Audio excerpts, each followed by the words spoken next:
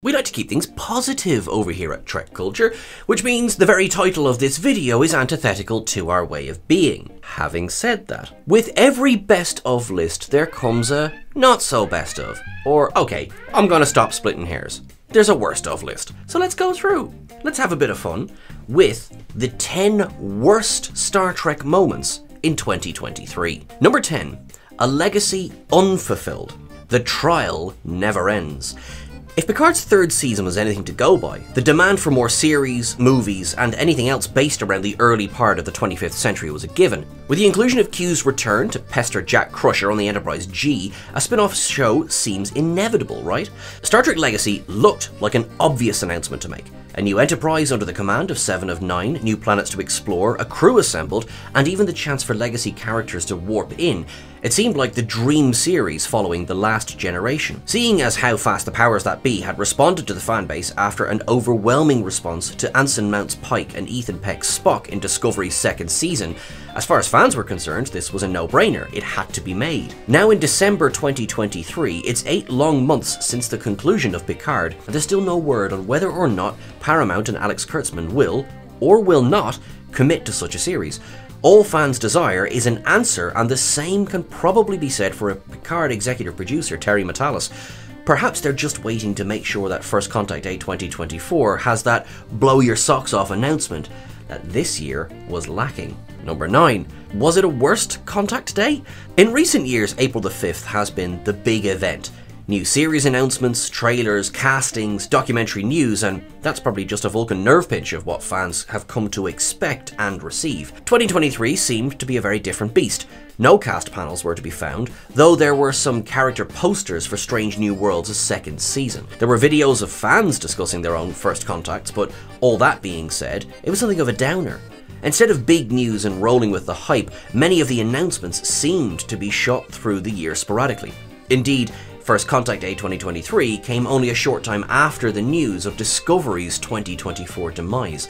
The animated anniversary was still some time off, and news on that would only trickle out at San Diego Comic-Con in July. More on that in a bit. April the 5th has become the day to watch in recent years, such as Star Wars fans await May the 4th. 2023 just did not deliver, especially in a year that saw the franchise announce the end of 3 separate series. Offering up some news of the franchise's future beyond some nice cast shots would have been a step to reassure the fanbase Star Trek had a long and prosperous adventure ahead. Number 8.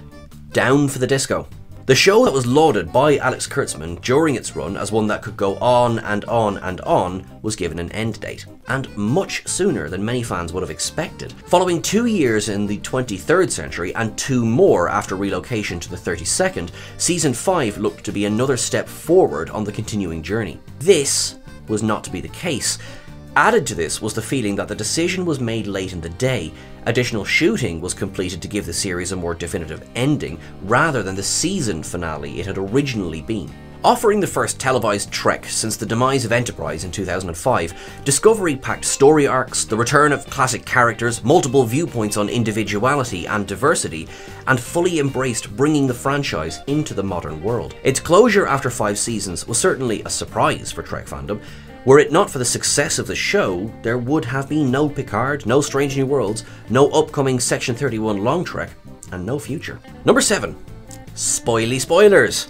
It was inevitable that the Borg would return, and that Jean-Luc's link to the collective, stretching right back to the best of both worlds, will be further explored, nay closed off finally. But thanks to some rather misplaced closed captioning, fans could work out what was going on in regards to the voices that Jack Crusher was hearing. While it was quickly removed from the episode, the eerie voice behind the door was captioned as Borg Queen, utterly scuppering any chance of a big reveal. Given that this happened only a few weeks into the season, in the episode No Win Scenario, and long before the cataclysmic finale, this pretty much gave the game away early doors. Thanks to the speed of the internet, there was next to no chance of keeping this quiet. The caption was later updated to whispered voice, but the damage was done, and every forum on the internet picked up on the plot clanger. In the big scheme of things, it wasn't the biggest spoiler that could have been leaked, looking at you Enterprise D, but as a central part of the Jack Crusher mystery, it was still disappointing to have it signposted so early. Number 6. Strike. To be clear, the reasons for the strike were absolutely valid. Streaming has changed how everyone consumes their favourite shows and movies, and in the case of Star Trek, that's pretty much its entire back catalogue these days. The SAG-AFTRA and Writers Guild strikes combined lasted for well over 100 days and saw Star Trek cast united outside studios to protest against what they saw as unfair treatment and pay regarding the changing world of acting. Its inclusion here is because, inevitably, it caused delays across the franchise. Season 2 of Strange New Worlds saw a cliffhanger ending that may now not be resolved on screen until 2025. Discovery just managed to squeeze filming in before the strike, but it could well mean that its final season is the only new live-action streaming series of 2024. There will of course be new episodes of Prodigy, promised by Netflix, but the strikes also paused progress on Section 31 and the upcoming Starfleet Academy series. Number 5. Rigel Low. The Cage is 60 years old in 2024, and Discovery revisited Talos 4 as part of its second season.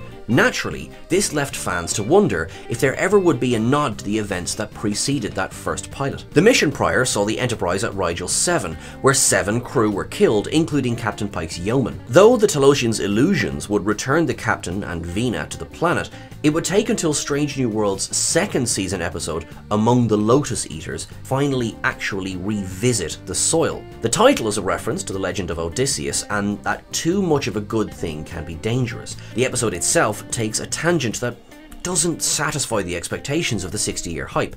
Instead of revisiting the harrowing events fans were told of, the episode delves into a memory loss scenario, losing focus on the trauma.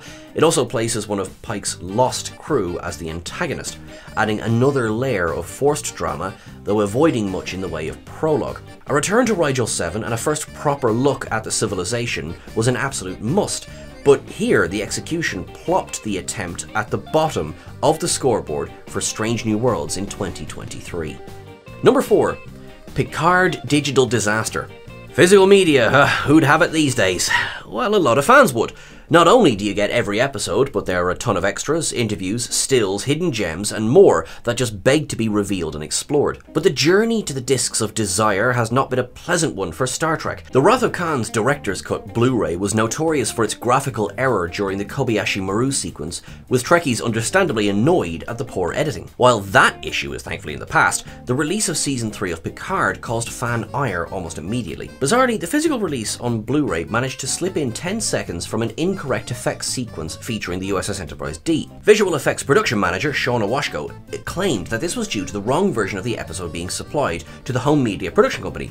A suspicious mind might suspect that either the Obsidian Order or the Tal Shiar must have been involved for such a level of espionage to take place. Annoying though it might have been, Paramount were exceptionally efficient when it came to offering replacement discs to consumers so that they could enjoy the return of the Galaxy-class Enterprise in all her crisp digital glory. Raise your hand if you're still crying, because we are. Number 3. Prodigy AX. The once jewel in the crown for Paramount's advertising of the future of Star Trek, Prodigy looked to be one of the most fresh, innovative, and exciting segments of the franchise. Looked, past tense, is the key word here. As part of their chainsaw cost-cutting moves, the network streamer decided that it was going to call time after just 1 season and 20 episodes of the animated show. Its salvation has already been highlighted in the greatest moments of 2023, thank you again Netflix, but seeing a piece of the franchise so unceremoniously ended when Star Trek was truly flourishing hit fans extremely hard. Offering an entry point to new fans and a fresh perspective for established Trekkies, Prodigy's first season introduced a diverse crew, a spangly new starship, great villains, and the return of old favourites. It even provided a partnership with Nickelodeon, unprecedented in the franchise. Perhaps it didn't hit that younger target market, or maybe it was seen as the weakest link in the Star Trek chain. Prodigy was swiftly cut from the catalogue, seeing its mere mention on First Contact Day erased and its existence as animated Trek almost unacknowledged on the animated series' 50th anniversary. Fans were apoplectic with the treatment of the series as Season 2 was almost dotted and crossed to stream. But as is true in Star Trek more than once, death isn't the end. Number 2. Rowed Away. Reformed officer, Starfleet tactical graduate, Maquis survivor, Starfleet traitor, Kira Nerys template. These are just some of the accolades linked to Commander Ro Laren. Making a jaw-dropping return in Picard's magnificent 3rd season episode Imposters, Michelle Forbes popped by the Titan with more agendas than a political party conference. Now with Starfleet intelligence, Ro dishes the dirt to Picard while having to balance reining in the errant admiral. However, the danger of the changeling threat is all too clear by the episode's end. Ro's part in the Picard saga is bittersweet. Her scene with Jean-Luc perfectly encapsulates the years of torment both have suffered following her decision to join the Maquis in preemptive strike. Fans simply craved more of the Forbes-Stewart dynamic that sparked so vibrantly on screen. Could this be the start of something new? Now, for the love of God, folks, if you haven't seen Picard Season 3, will you stop watching right now? The decision to kill Ro off was, in hindsight, probably always going to happen. Michelle Forbes was reportedly only available for a very short block of filming. There exists a version of The Last Generation that would have revealed her alive and relatively well in the brig of the Intrepid, but alas, as it stands, that's not to be. Gone, but never forgotten, Ro Laren was an easy character to root for, making the ending of Imposters a truly depressing moment in the year. Number 1. Passing gas and snot.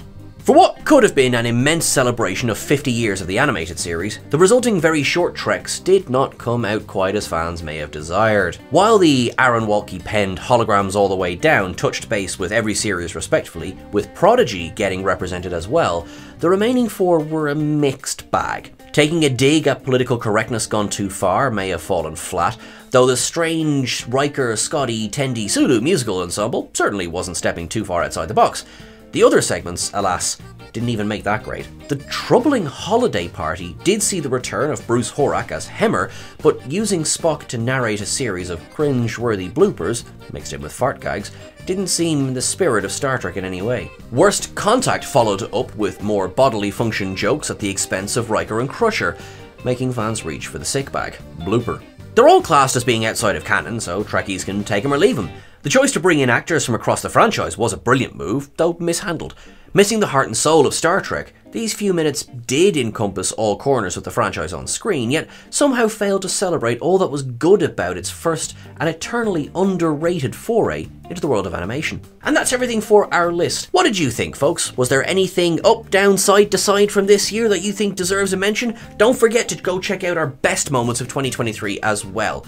That one, quite frankly, was a bit more fun. Thank you everyone for watching along. I'm Sean Ferrick for TrekCulture, and thank you very much Clive Burrell, who wrote the article this is based on. Until I'm talking to you again, make sure that you live long and prosper, look after yourself. You can catch us over on the Twitters at TrekCulture, we're on Instagram at TrekCultureYT, and we're on Blue Sky and TikTok at TrekCulture as well. You're awesome, and it's all up from here. Let's look forward to 2024, folks. Thanks.